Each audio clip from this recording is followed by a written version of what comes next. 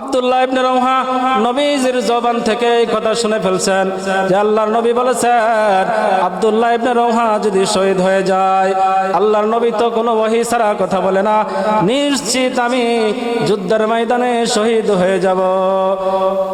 আব্দুল্লাহ ইবনে রওহা মনে মনে ধারণা করলেন যেদিন নবীজি এই কথা বলেছিলেন ওই দিনটা ছিল শুক্রবার।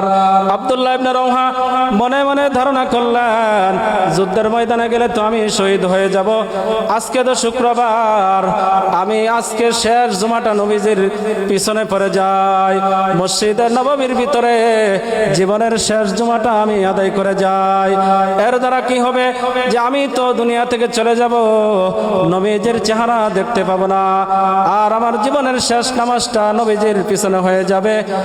আর মনে মনে ধারণা করলেন আব্দুল্লাহ ইবনে রওহার ঘোড়াটা ছিল অনেক তেজি, তার সাথী সঙ্গীরা সারা দিন যাওয়ার পর যতটুকু রাস্তা অতিক্রম করবে আব্দুল্লাহ ইবনে রওহার সেই ঘোড়াটা অর্ধ দিনের ভিতরে ততটুকু যাইতে পারবে।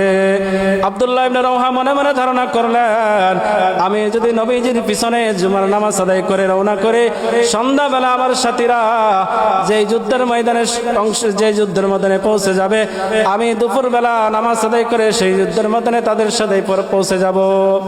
এই ধারণা করলে তিনি নবীজির পিছনে নামাজ পড়ার জন্য থেকে গেলেন। নবীজি সালাম ফিরাইলেন, সালাম ফিরায় দেখলেন আব্দুল্লাহ ইবনে রওহা মসজিদের নববীর ভিতরে এখনো আছে। আল্লাহ রাসূল সাল্লাল্লাহু আলাইহি ওয়াসাল্লাম জিজ্ঞাসা করলেন, হে আব্দুল্লাহ ইবনে রওহা, তোমাকে কোন জিনিসে যুদ্ধের ময়দান থেকে ফিরাইলো, কোন জিনিসে তোমাকে বাধা দিল যুদ্ধের ময়দানে যাওয়া থেকে?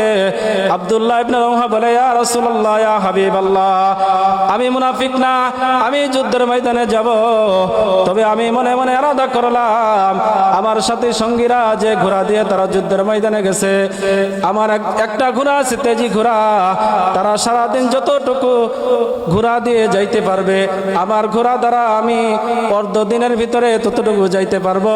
আমার মনের তামান্না আমার জীবনের শেষ নামাজটা আমি আপনার পিছনে পড়ে যাব, এটা আমার মনের চাহিদা ছিল। আল্লাহ রাসূল সাল্লাল্লাহু আলাইহি ওয়াসাল্লাম বলেন, হে আব্দুল্লাহ ইবনে রওহা, তোমার সাথী সঙ্গীরা কখন গেছে?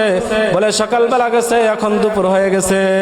আল্লাহ রাসূল সাল্লাল্লাহু আলাইহি ওয়াসাল্লাম বলেন, হে আব্দুল্লাহ ইবনে রওহা, জেনে রাখো তোমার সাথী সঙ্গীরা সকালবেলা যাওয়ার কারণে এই যে অর্ধেক দিন চলে গেল, এই যে আসমানের নিচে জমিনের উপরে যতটুকু ফাঁকা জায়গা আছে, যদি স্বর্ণ রূপা যত কিছু আছে আল্লাহর রাস্তায় যদি তুমি দান করো, এরপরও তোমার সাথী সঙ্গীদের সমান সওয়াব হবে না, এরপরও সওয়াব সমান হবে না।